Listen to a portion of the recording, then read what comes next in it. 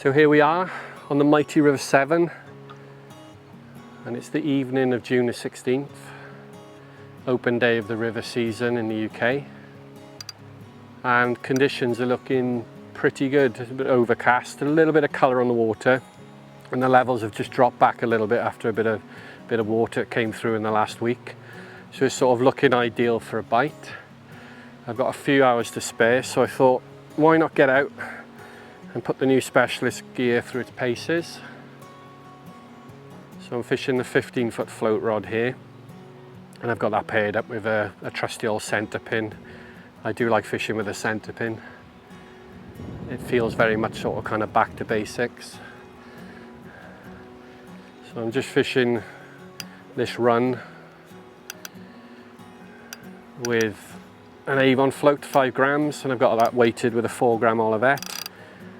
We have seen the odd chub just roll in front of us. There is a bit of pace on the river.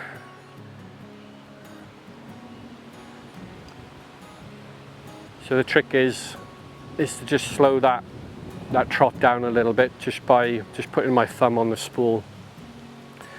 So I don't want the float to travel at the pace of the river. I want it to go a little bit slower, because the flow on the riverbed is a lot slower than up at the surface,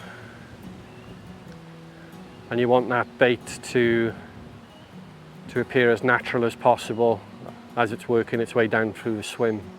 Every so often I just have to kind of mend the float, and that's why I like using the 15-foot rod. It can get that line right up off the water. If I do it a little snag or boulder, I can just lift that. Oh, I just missed a bite. That was a savage take, and I think it might have taken the bait, but that's all right. You can have that when it's a freebie. I suspect that was a chub, but that's good. It means there's fish feeding. But yeah, June the 16th, and it's good to be out. And it's been, you know, we've had a break of a few months. There are not many things in life where you're told you can't do something for a while. We have everything at our fingertips, so you can argue about the ecology of the close season, but I quite like the break, and I like that excitement just before the season starts. Prep all my gear, get my bait ready, scope out some of the swims, and you really enter in a new season of unknown. No one's touched that river for a few months. You don't know where the fish are going to be, whether they've moved, and that's what I like about it. So we have a really simple setup today. We've got the Wychwood Specialist power float rod, 15 foot, and it's a really simple Olivet setup. So I'm using, on this centre pin reel, a 6-pound monofilament, and then I've got a 4-pound fluorocarbon hook length on here as well. And that's just easy to change in and out with a little quick link up here. The Olivet itself is held on by a couple of float stops, so I can move that up and down, which effectively is changing the length of the sort of hook length as well. I've got a 5-gram Avon float on there, nice and high visibility in this water. It's a 5-gram, but the Olivet itself is only 4-gram, and then the additional weight is made up with a couple of split shot on the hook length here, and then running down to the bottom here, we've got a size 10 wide gape hook.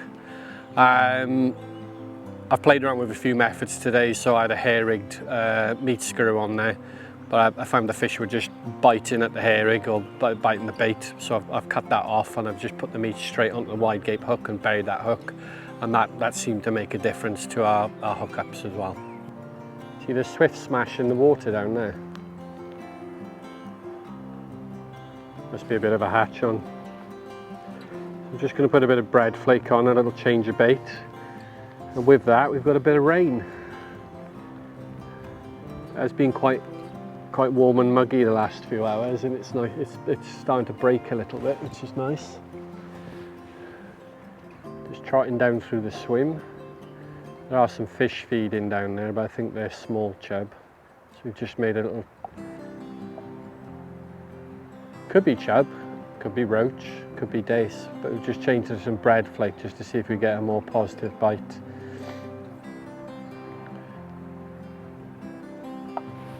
So there is an area just downstream in front of me. It seems to be holding a shoal of small fish at the moment. Every time I pass a float through it, I'm getting indications on the float. And I've bumped a couple of fish.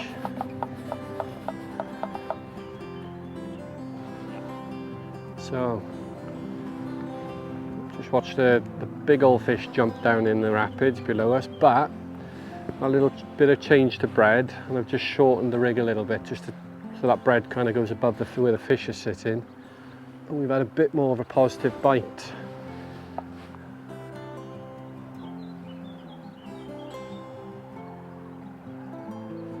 So the flow is pretty quick here, and we're not using particularly strong lines, so we just have to take our time.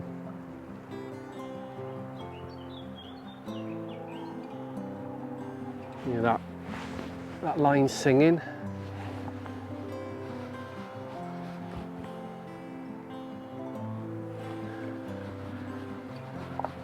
And there's no drag on a centre pin reel, so really you're relying on palming that spool with your thumb beside your hand. If that fish wants to go, you just release the pressure a little bit on the spool. So your thumb is your drag.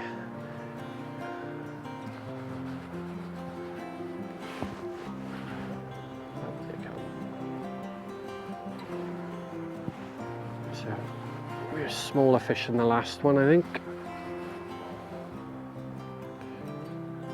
Yep, little chub.